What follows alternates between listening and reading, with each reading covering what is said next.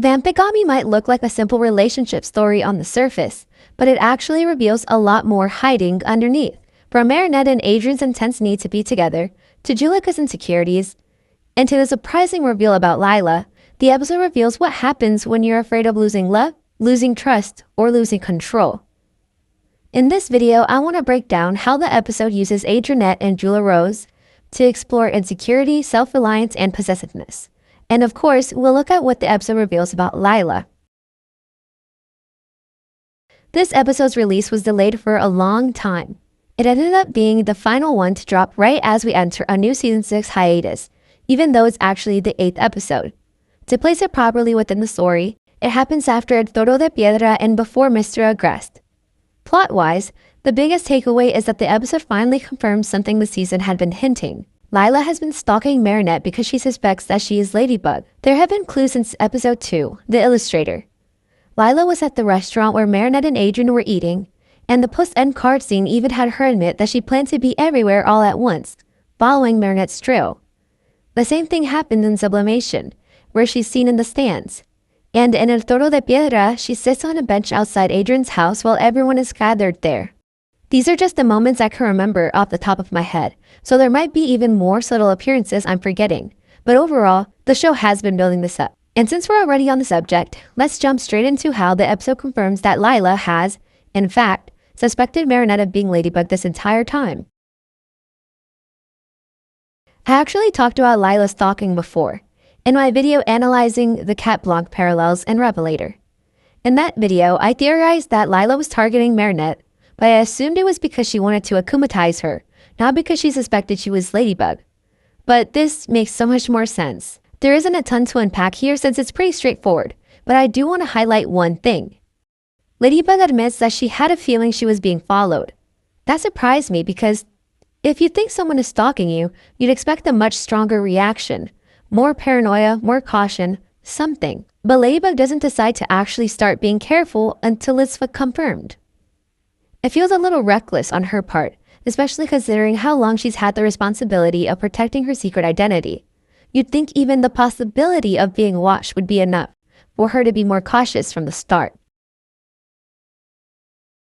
The episode opens by showing that Rose has lost all her hair due to her illness, but it also introduces one of its central themes, the importance of showing up for the people you love. That theme plays out throughout Juleka's growing jealousy as Rose becomes closer to Prem. Juleka has always struggled with insecurity, and in this episode, that insecurity surfaces as she convinces herself that Rose and Prem are a better fit simply because they get along so well. Instead of trusting her relationship, she starts to tear herself down. Her phone call to Juleka reveals just how sad and alone she feels. She's not only afraid of losing Rose, but she's also still hurting from losing Juleka. Pour le moment, mais elle pourrait me quitter, comme toi, si elle trouvait mieux que moi. Si elle trouvait quelqu'un comme elle, quelqu'un avec qui elle pourrait tout partager. Later, when Rose and Prem go to the movies without Juleka, Rose realizes something is wrong. She understands that she hasn't been fully present for Juleka and that's where she went wrong. Ultimately, the episode shows that proving your love isn't about doing every single thing together or sharing all the same interests. What matters is being there for each other when it counts. So once Rose understands how she's hurt Juleka and how they haven't been fully open with each other, she goes back to her. In this episode, Marinette and Adrien are practically glued to each other. But the episode also shows just how far Marinette is willing to go to make their relationship work. For Adrien's sake, she decides she's not going to be scared of horror movies anymore because she wants to share that with him. At first, it comes off as selfless, but when Adrien calls it out, it becomes clear that this is yet another example of Marinette pushing herself to please him. La seule chose qui pourrait me décevoir, c'est que tu n'oses pas me dire la vérité et que tu te forces à faire quelque chose juste pour me faire plaisir. This scene tells us everything we need to know. Adrien values honesty and Marinette's well-being above anything else. What would truly hurt him isn't the truth itself, but knowing she hid it because she didn't trust he could handle it. Because she's also putting herself through emotional stress and unknowingly putting strain on their relationship. Adrien understands this without even realizing she's actually keeping something huge from him. And it honestly shows how emotionally mature he is. He cares deeply about her comfort and doesn't want her to sacrifice herself just to make him happy. He's mindful in a way Marinette struggles to be, because she often does things with good intentions but doesn't always see the harm they can cause. With that in mind, it makes sense that she clings to every moment she can spend with him. She can't share the one truth that defines her entire life right now, so she tries to compensate. She gives more, does more, and tries harder because that secret creates a gap she feels she has to fill. Adrienette and Julerose are direct parallels in this episode. Both Marinette and Juleka struggle with the same insecurity, the fear that if they're not constantly present for their partners, their relationship will fall apart. The episode's main message is that you don't need to share every hobby or interest to be in love. You just need to be there for each other when it truly matters. I do think it's a little strange that Marinette suddenly believes she and Adrien need to like all the same things. And as Climatic Queen, she actually encouraged Adrien to explore his own passions instead of just encouraging him to try hers. Maybe the difference comes from the situation. In Climatic Queen, Adrien discovering himself is something Marinette knows he needs, so she supports it. I'll always be there for you, Adrien, but I can't choose a passion for you. Anyway, this episode highlights Juleka's insecurity, and by doing so, it also highlights Marinette's. Juleka feels terrible watching Rose and Prem grow closer, but she doesn't speak up because she doesn't feel confident enough.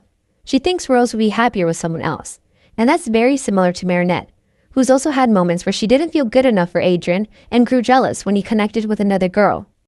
Y a qu'une personne sur qui je peux compter, et c'est moi. Juleka's convinced that everyone eventually leaves, so she can only rely on herself. But at the same time, it also hints at self-reliance and a form of self-love. If she can care for herself and stand up for herself, she won't need to rely on others when they leave. To me, this reflects Marinette's mindset too. In Season 5, when she had relationship problems, she spiraled into self-pity and convinced herself she was meant to be alone. Just like Juleka here, and even more loosely connected. In the Dark Castle, Ladybug displayed a kind of self-entitled independence, acting like she could only trust herself to get things done, as if she'd been betrayed. That hasn't been the case in Season 6, where the heroes have supported her flawlessly, so it stood out to me. So maybe insecurity and self-reliance just go hand in hand. C'est parce que j'ai trop peur de te perdre, mais je vais tenter de surmonter cette peur. This next point might sound a little repetitive, but I'll talk about it anyway. Tu sais, c'est pas parce qu'on fait pas absolument tout ensemble qu'on s'aime moins. These are words that toxic or possessive people really need to hear. Juleka and Marinette both fear their partner is getting close to someone else, and that fear is exactly what can push people away. For Juleka, the issue isn't possessiveness, but a lack of confidence. She assumes Rose would be happier with someone else. For Marinette, there isn't a specific person in this episode pulling Adrien away, but she has shown possessive behavior before. In Sublimation, she became jealous when Sublime got between them, and Marinette has a pattern of trying to control situations to make things go her way, which reflects both insecurity and a potentially toxic mindset. Il se dira qu'on n'a pas les mêmes goûts, qu'on n'aime pas les mêmes choses, et il sera plus amoureux de moi. This line shows that Marinette's fear seems to come less from wanting their relationship to genuinely work in a healthy mutual way, and more from needing Adrien to keep loving her back, if that makes sense. I just feel like her worry is centered on his love for her, not on the relationship as a whole. It's just the word she uses, honestly. If she had said something like, our relationship won't work, and said it less frantically, it would suggest she's afraid of losing the connection they've built together. But instead, her panic is about him not loving her anymore, which feels more self-focused. It makes it seem like what she wants most is his love and validation, and that kind of fear can be toxic. Other than Lila being revealed as Marinette's stalker, I have a couple more thoughts about her. They're more standalone observations, but I still think they're worth mentioning. First, Nelson reminds me a lot of Lila in this episode. He's manipulative, tells people what they want to hear in order to deceive them, which is pretty much identical to Lila, both in the past and now as Chrysalis. It makes me wonder whether there's a connection between them. The second thing I want to touch on is the show's recurring theme of blurring the line between good and evil. I've brought this up before, but it feels especially relevant here. You see it in Marinette and Gabriel, who mirror each other in surprising ways despite being on opposite sides. And you see it in Zoe, who's an anti-hero. In this episode, that theme is reflected very briefly when Chrysalis manipulates the traumatized victim. Tu te méprends sur mes intentions, cher Prem. Les gens croient que je suis une personne maléfique comme l'ancien papillon, alors qu'en fait, je ne cherche qu'à aider mes semblables. It's a line designated to twist reality, to make her seem sympathetic, and it reinforces just how thin and flexible the line between good and evil can be in the show. This episode might seem small on the surface, but it has emotional and thematic weight. Through Adrienette and Julerose, we see how insecurity, especially the fear of losing someone, can twist the strongest relationships. Both Marinette and Juleka learn that love isn't about sharing every interest or being glued together at all times. It's about honesty, trust, and showing up when it matters. For Marinette especially, it's a reminder that the truth she's hiding, and the fear behind it, can do more harm than the truth itself. As Season 6 continues building these emotional foundations, episodes like this one give us a deeper understanding of the characters' insecurities, their growth, and the paths they're navigating.